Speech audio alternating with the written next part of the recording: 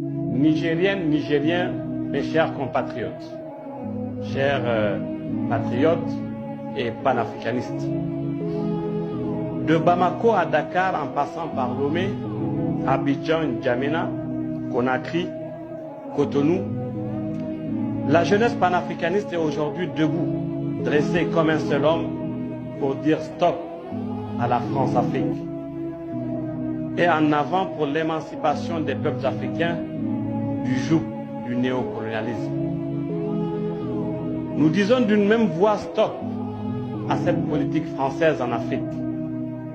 Cette politique idieuse, mise en place au lendemain de l'accession des États d'Afrique francophone à des simulacres d'indépendance et dont le but est de maintenir nos États dans le giron de la France à travers une politique africaine occulte, totalement antidémocratique, qui est à la discrétion de la présidence française à travers notamment la cellule africaine de l'Élysée.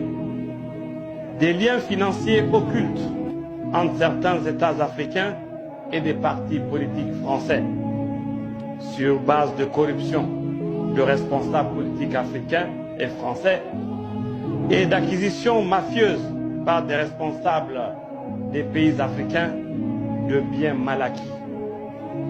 Des relations économiques et financières permettant aux entreprises et multinationales françaises et à l'État français d'exploiter et de piller les richesses agricoles et minières de nos pays. Une ingérence notamment militaire dans les affaires intérieures de nos pays, défense ou renversement de gouvernement, lâche assassinat des leaders africains, parmi lesquels Sylvanus Olympio, Thomas Isidore Sankara et plus récemment encore le colonel Muammar el-Kadhafi. Cette ingérence est rendue possible par l'armée française qui refuse de quitter le continent africain.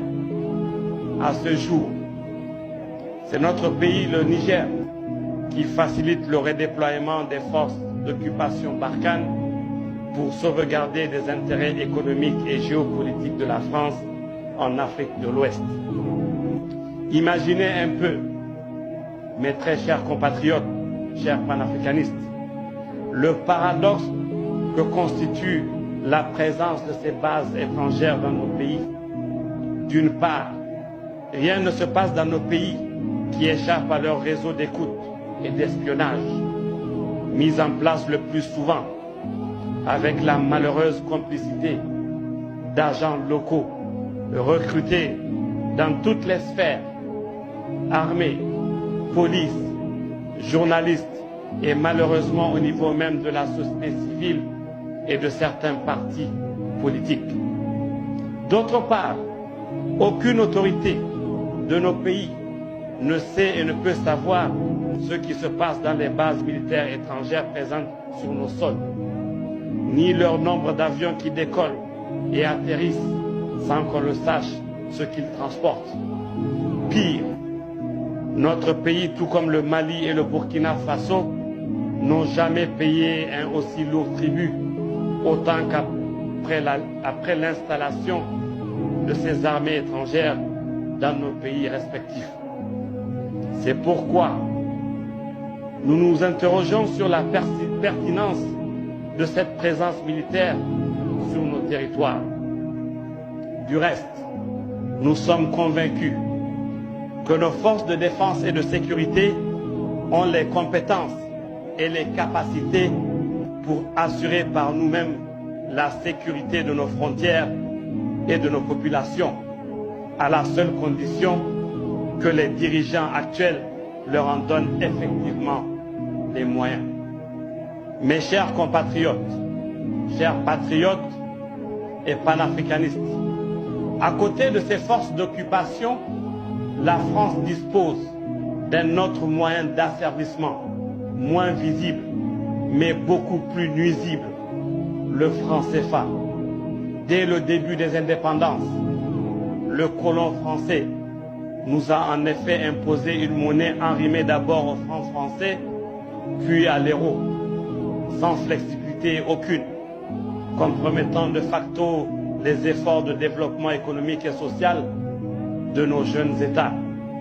Aujourd'hui, cette monnaie est la seule monnaie coloniale encore en circulation. Au moment où la jeunesse africaine proteste avec la dernière énergie contre le pillage économique que symbolise le franc CFA, le couple Emmanuel Macron-Alassane Dramane Ouattara a décidé d'enfoncer le couteau de notre oppression économique dans la plaie en proposant la création d'une nouvelle monnaie éco, un simple changement de nom.